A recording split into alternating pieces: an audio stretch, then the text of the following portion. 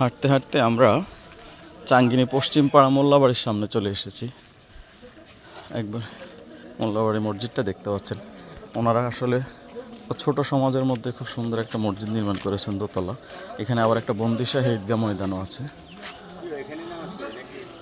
দেখতেছেন আসলে মসজিদটা খুবই সুন্দর এবং এই মসজিদের সামনের অংশটুকু হচ্ছে চাঙ্গিনীর উত্তরপাড়া, এটা উত্তরপাড়া বন্দিশাহী ঈদগাহ মাঠ।